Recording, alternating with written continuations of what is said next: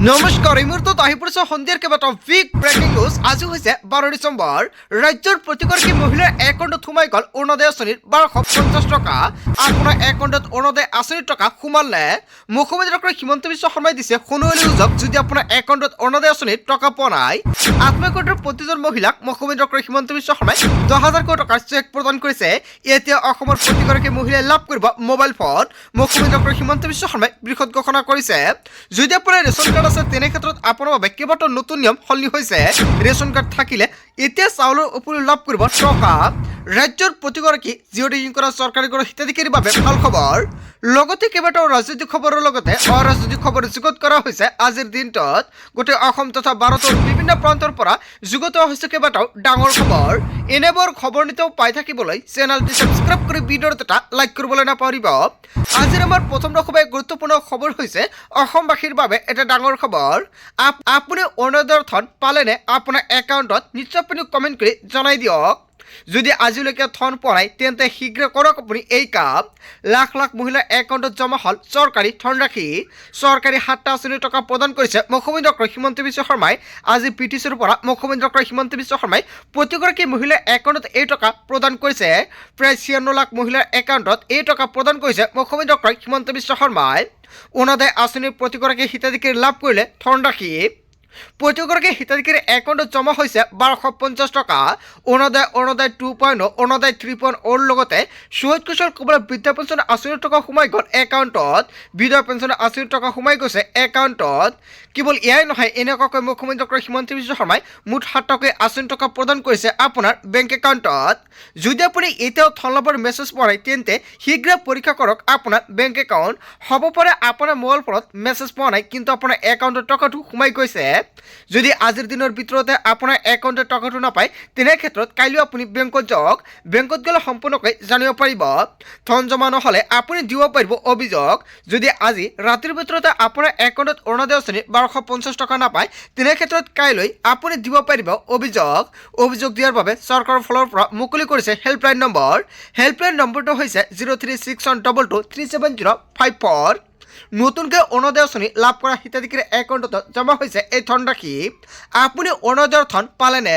যদি আপুনি এতিয়ালৈকে অৰুণোদয় আঁচনিৰ টকা পোৱা নাই নিশ্চয় কমেণ্ট কৰি জনাই দিব। আৰু আজিৰ ভিডিঅ'টো সকলোৱে যিমান পাৰে বেছি বেছিকৈ শ্বেয়াৰ কৰি দিব যাতে সকলোৱে জানিব পাৰে অৰুণোদয় আঁচনিৰ 1250 টকা কমাই গৈছে। তাৰপিছত অসমবাসীৰ ৰাজুক জনসভাৰ পৰৱৰ্তী খুবেই গুৰুত্বপূৰ্ণ খবৰ, লগতে ডাঙৰ খবৰ। আদালতত দাখিল কৰা হ'ল জুবেন গাৰ্গৰ হত্যাকাণ্ডৰ চাৰ্জশ্বিট। 250ৰো অধিক লোকৰ সাক্ষাৎ গ্ৰহণ কৰিছিল SITয়ে।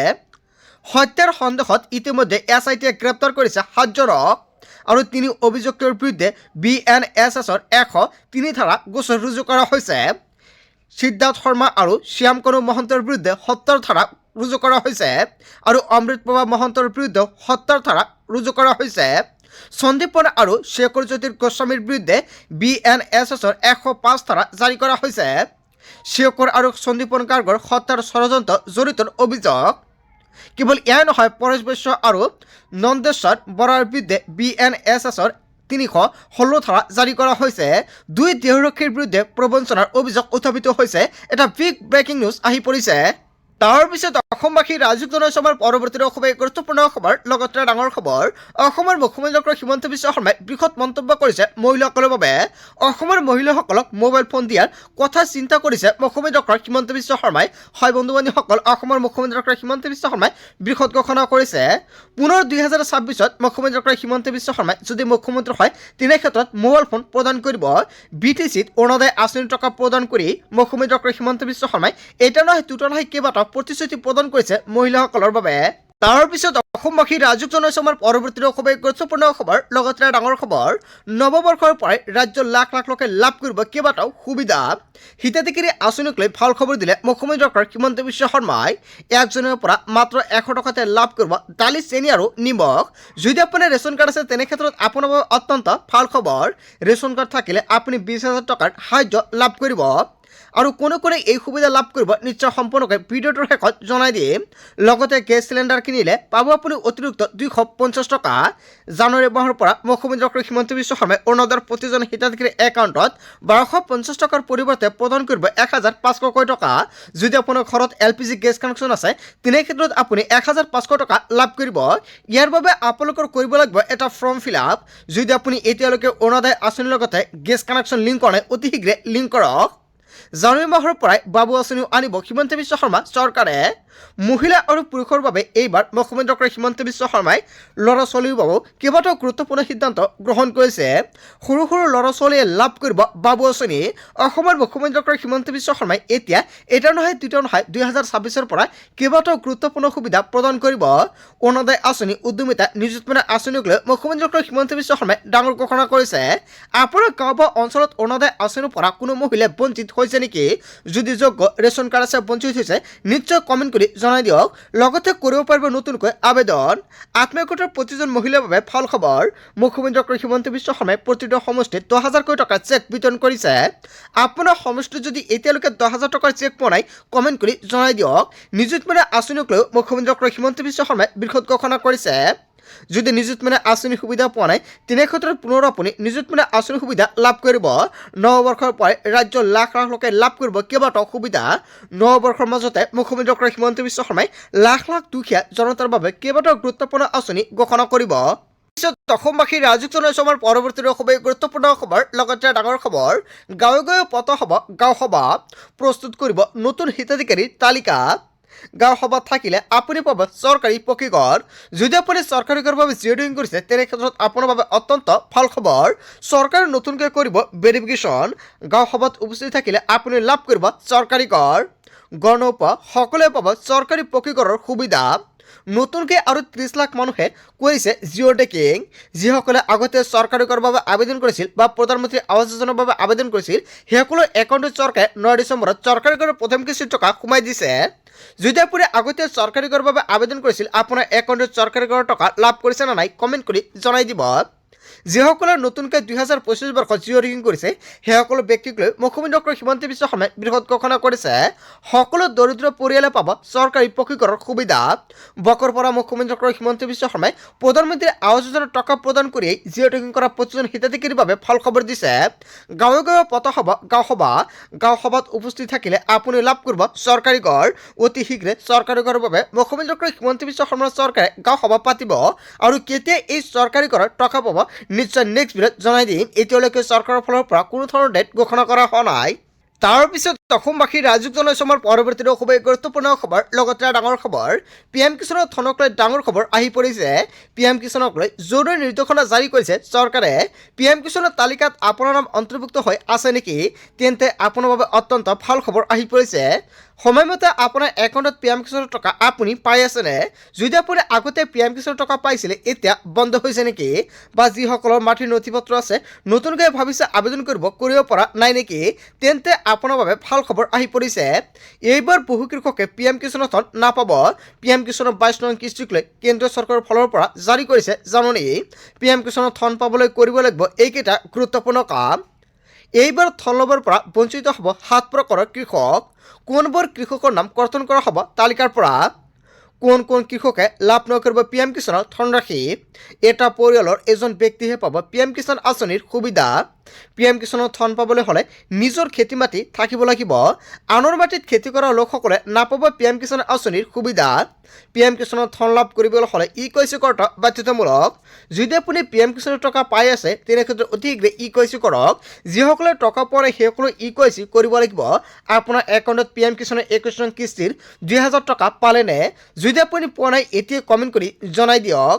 KYCৰ ভূমি পৰীক্ষণ নকৰাসকলে নাপাব PM কিষাণৰ ধনৰাশি। বহুতো কৃষকে KYC নকৰাৰ বাবে টকা একাউণ্টত নোসোমায়। যদি আপুনি মাটিৰ নথি পত্ৰৰ কিবা সমস্যা হৈ আছে আপোনাৰ তেনেক্ষেত্ৰত অতি শীঘ্ৰে এগ্ৰিকালচাৰ অফিচত গৈ মাটিৰ নথি পত্ৰখিনি সমাধান কৰি লৈ লওক। চৰকাৰী চাকৰিয়ালৰ পৰিয়ালৰ লোকসকলে নাপাব PM কিষাণৰ ধনৰাশি। আপোনাৰ ঘৰত চৰকাৰী চাকৰি আছে নেকি? তেনে ক্ষেত্ৰত PM কিষাণ আঁচনিৰ পৰা আপুনি বঞ্চিত হ'ব। PM কিষাণৰ ধনক লৈ আহি গৈছে ডাঙৰ খবৰ। হয়, যদি আপোনাৰ ঘৰত PM কিষাণৰ সুবিধা আছে তেনে ক্ষেত্ৰত এইকেইটা নিয়ম মানিব লাগিব। অন্যথা তালিকাত নাম থাকিলেও আপোনাৰ একাউণ্টত PM কিষাণৰ 22 নং কিস্তিৰ টকা নাপাব। যিসকলৰ মাটিৰ নথি পত্ৰ আছে ভাবিছোঁ নতুনকৈ আবেদন কৰিব, নিশ্চয় কৰিব পাৰিব। আপুনি কেনেকৈ কৰিব আবেদন? আপোনাৰ গাঁও বা অঞ্চলত ওচৰে পাঁজৰে থকা CSC চেণ্টাৰত গৈ আপুনি কৰিব পাৰিব আবেদন। অতি শীঘ্ৰে পলম নকৰাকৈ আজি আপুনি কৰক আবেদন। যদি আপুনি ভাবিছে মোবাইল ফোনৰ জৰিয়তে কৰিব, নিশ্চয় কৰিব পাৰিব। কেনেকৈ কৰিব যদি আপোনালোকৰ ভিডিঅ' লাগে নিশ্চয় কমেণ্ট কৰি জনাই দিব। নেক্সট ভিডিঅ'ত সম্পূৰ্ণকৈ ষ্টেপ বাই ষ্টেপ দেখুৱাই দিম। তাৰপিছত অসমবাসী ৰাজুক জনসভাৰ পৰৱৰ্তী খুবেই গুৰুত্বপূৰ্ণ খবৰ, লগতে ডাঙৰ খবৰ। মাইক্ৰ' ফাইনেন্সৰ ঋণী মহিলালৈ মুখ্যমন্ত্ৰী ডক্টৰ হিমন্ত বিশ্ব শৰ্মাৰ ডাঙৰ ঘোষণা। 50,000 টকা ঋণ লোৱা মহিলাৰ ঋণ মাফ কৰিব চৰকাৰে।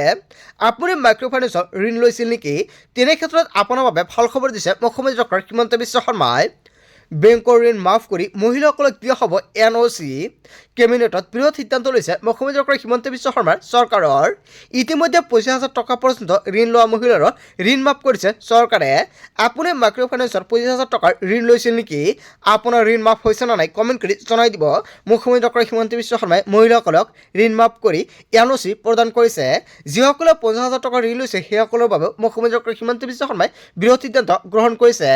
মাইক্ৰ' ফাইনেন্সৰ ঋণী মহিলালৈ মুখ্যমন্ত্ৰী ডক্টৰ হিমন্ত বিশ্ব শৰ্মাৰ বৃহৎ ঘোষণা। তাৰপিছত অসমবাসী ৰাজুক জনসভাৰ পৰৱৰ্তী খুবেই গুৰুত্বপূৰ্ণ খবৰ, লগতে ডাঙৰ খবৰ। উজনি অসমত অচিনাকি লোকক আহিবলৈ নিদিব। অসমৰ মুখ্যমন্ত্ৰী ডক্টৰ হিমন্ত বিশ্ব শৰ্মাই অচিনাকি লোকসকলৈ কেইবাটাও গুৰুত্বপূৰ্ণ মন্তব্য কৰিছে। অচিনাকি লোকক ভাড়াঘৰ নিদিব। উজনি অসমৰ মাটিত যদি অচিনাকি লোক বহিছে উচ্ছেদ হ'ব। অচিনাকি লোকক আশ্ৰয় নিদিব। অচিনাকি লোকক ভাড়াঘৰ দিলে আমি উচ্ছেদ কৰিব নোৱাৰিম। চৰকাৰে অকলে অসমক সুৰক্ষিত কৰিব নোৱাৰে। অসমক সুৰক্ষিত ৰাখিব হ'লে সকলোৱে অৱদান আগবঢ়াব লাগিব। উদ্যোগপতিসকলেও অচিনাকি লোকক চাকৰি নিদিব। ঠিকাদাৰসকলেও অচিনাকি লোকক কাম নিদিব। আপোনাৰ মাটিত খেতি কৰিবলৈ অচিনাকি লোকক নিদিব বুলি মন্তব্য কৰিছে। এনেকুৱাকৈ অসমৰ মুখ্যমন্ত্ৰী ডক্টৰ হিমন্ত বিশ্ব শৰ্মাই কেইবাটাও বৃহৎ মন্তব্য কৰিছে। হয়, অসমৰ মুখ্যমন্ত্ৰী ডক্টৰ হিমন্ত বিশ্ব শৰ্মাই অচিনাকি লোকসকলৈ যিটো মন্তব্য কৰিছে জনতাই কি ক'ব? যদি জনতাৰ কিবা মন্তব্য কৰিব লগা থাকে আপোনালোকৰ মন্তব্যটো নিশ্চয় কমেণ্ট কৰি জনাই দিব। তাৰপিছত অসমবাসী ৰাজুক জনসভাৰ পৰৱৰ্তী খুবেই গুৰুত্বপূৰ্ণ খবৰ, লগতে ডাঙৰ খবৰ। সংসদৰ শীতকালীন অধিৱেশনত আকৌ ৰাহুল গান্ধীৰ গৰ্জন। দেশৰ জনতাৰ হৈ ৰাহুলে কৰিলে 3টা গুৰুত্বপূৰ্ণ প্ৰশ্ন। প্ৰশ্ন নম্বৰ 1, নিৰ্বাচন আয়োগৰ বাছনি প্লেনৰ পৰা কিয় আঁতৰোৱা কৰা হ'ল বা কিয় আঁতৰোৱা হ'ল চিফ জাষ্টিছ অফ ইণ্ডিয়াক? এনেকুৱাকৈ ৰাহুল গান্ধীয়ে কেইবাটাও বৃহৎ প্ৰশ্ন উত্থাপিত কৰিছে। প্ৰশ্ন নম্বৰ 2ত উল্লেখ কৰিছে 2024 নিৰ্বাচনৰ পূৰ্বে ইলেকশ্যন কমিশ্যনক কিয় আইনী ৰক্ষা কবচ দিয়া হৈছিল। প্ৰশ্ন নম্বৰ 3ত উল্লেখ কৰিছে 45 দিনৰ ভিতৰত CCTV ফুটেজ নষ্ট কৰাৰ খৰখেদা কিয়? এনেকুৱাকৈ 3টা গুৰুত্বপূৰ্ণ প্ৰশ্ন উত্থাপিত কৰিছে ৰাহুল গান্ধীয়ে। ৰাহুল গান্ধীৰ অভিযোগ, ভোট চুৰি আহিলা হিচাপে ব্যৱহাৰ কৰা হৈছে ইলেকশ্যন কমিশ্যনক। সংসদৰ শীতকালীন অধিৱেশনত আকৌ ৰাহুল গান্ধীৰ গৰ্জন। হয়, ৰাহুল গান্ধীয়ে যিকেইটা প্ৰশ্ন উত্থাপিত কৰিছে জনতাই কি ক'ব? যদি জনতাৰ কিবা মন্তব্য কৰিব লগা থাকে আপোনালোকৰ মন্তব্যটো নিশ্চয় কমেণ্ট কৰি জনাই দিব। বন্ধু বান্ধৱীসকল, গোটেই অসম তথা ভাৰতৰ বিভিন্ন প্ৰান্তৰ পৰা যুগুত হৈছে কেইবাটাও ডাঙৰ খবৰ। এনেবোৰ খবৰ নিতৌ পাই থাকিবলৈ চেনেলটি ছাবস্ক্ৰাইব কৰি ভিডিঅ'ত এটা লাইক কৰিবলৈ নাপাহৰিব। চ' থেংক ইউ ফৰ ৱাচিং ফুল ভিডিঅ'।